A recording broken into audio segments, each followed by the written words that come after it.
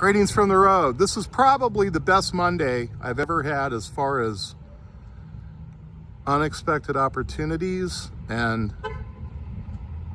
wonderful things I run into. I'm in Hanford, California at Hanford Auto Supply, picking up a custom Flathead that Tim here built.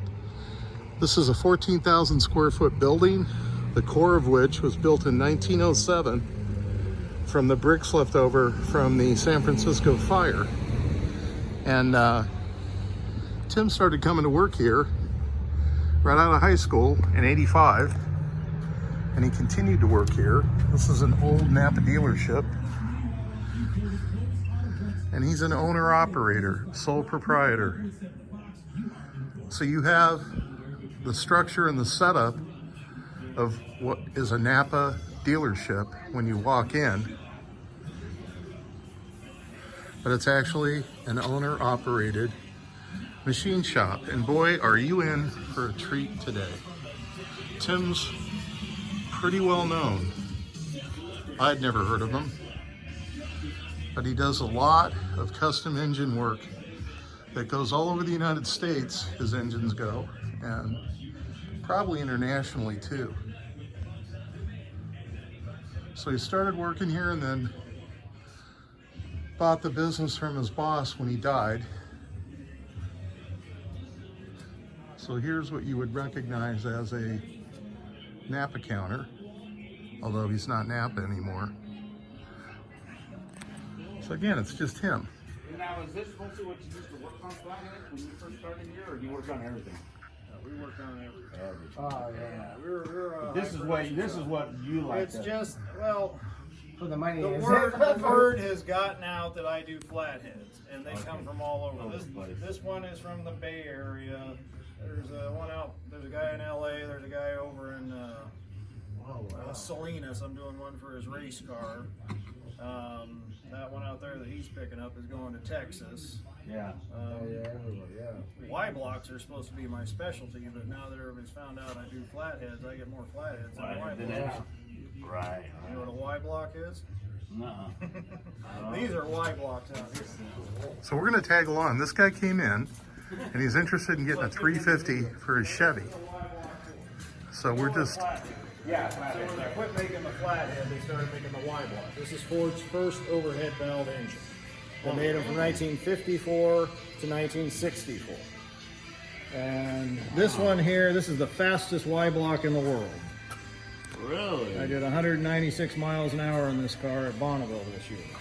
Yeah. And that unibody pickup, it's got the same motor in it, but it only does 150.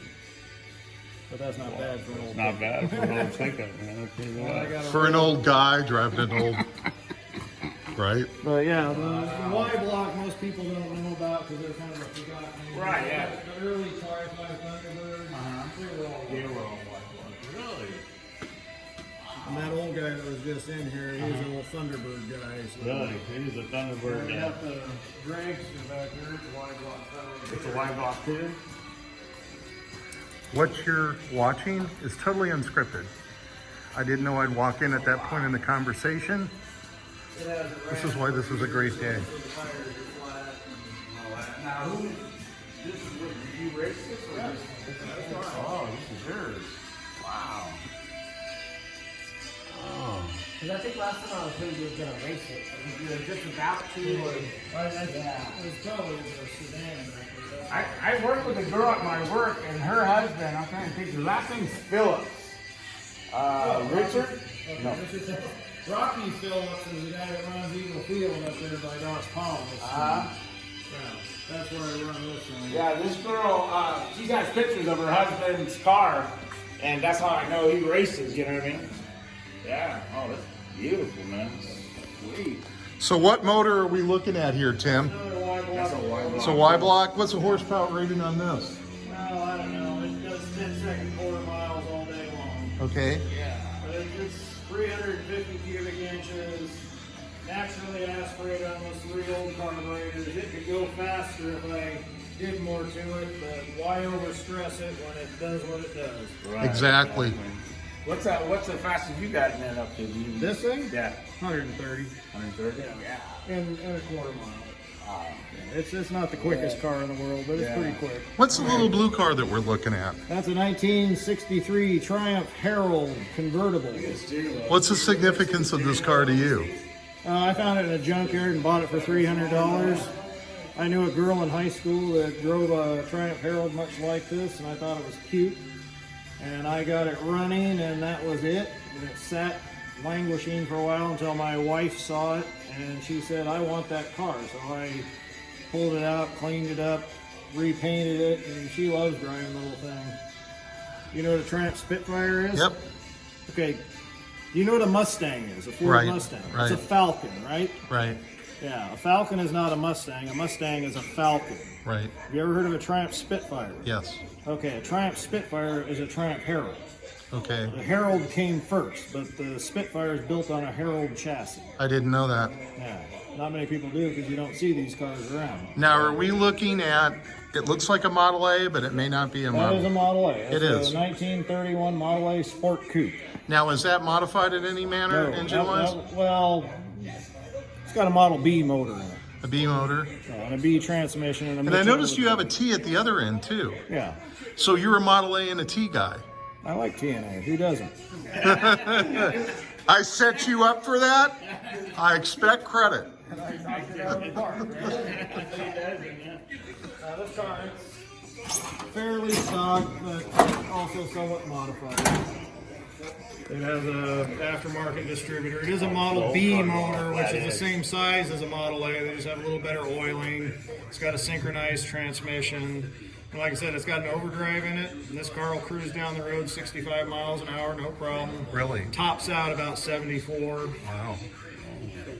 Did you juice the brakes at all? It does have 1940 brakes in it. Okay. So you But I can bought stop. this car just like this. Wow. This was an old guy's project. This car was built like this. This is a restoration from 1974. My goodness. So now you look at this car, 1974. This restoration is older than the car was when it was restored. Right. Right. Yeah, perspective is an amazing thing. But what it is, the old guy died, left it to his grandson. His grandson didn't want it. And he did want a Harley-Davidson motorcycle. So a customer of mine who's big into Harleys, he traded it for the Harley, and then my customer brought this to me because he knows I like Model A's, and I bought it from him. And again, this is the fastest Y block. Here's your crew. And that's recorded at Bonneville. The difference between a Ford and a Chevy, though, is a Chevy, they were basically a wooden frame with a tin just tacked on them. These, if you take all the wood out, they'll still stand together. But that's why you don't see a lot of Chevys. So Tim runs his whole machine shop by himself. He's an owner-operator.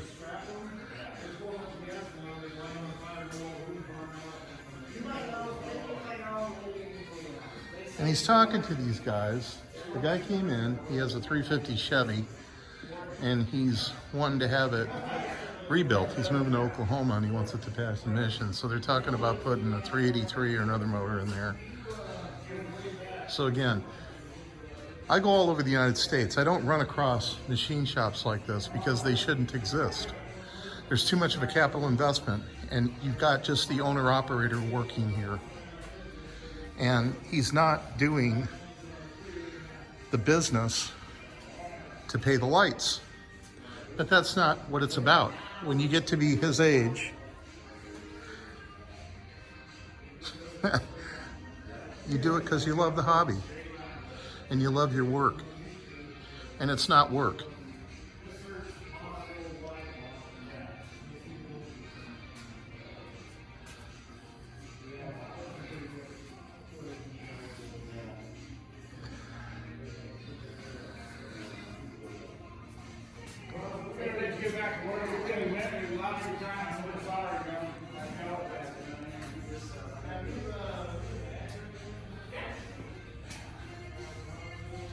Here's the tea that he owns.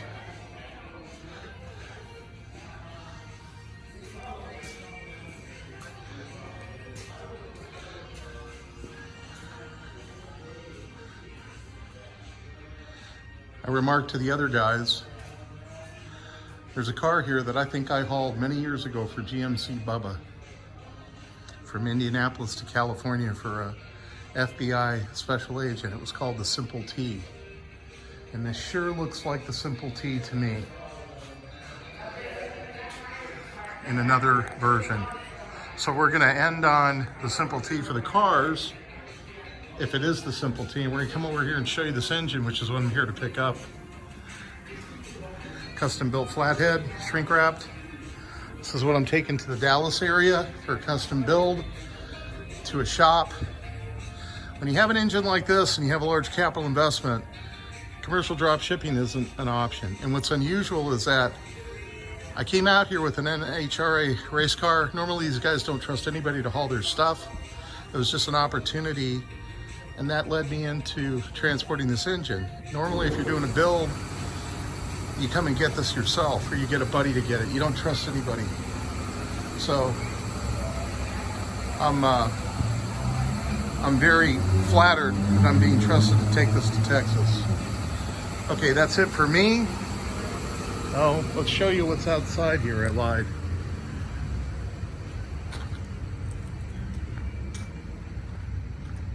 We'll end on this. What an interesting day. You know, I know how the day is going to start, but I never know how it's going to end up. And for a Monday, I can't remember a better Monday. So everybody out there, drive safe, arrive alive, enjoy your week. Thanks for watching my videos.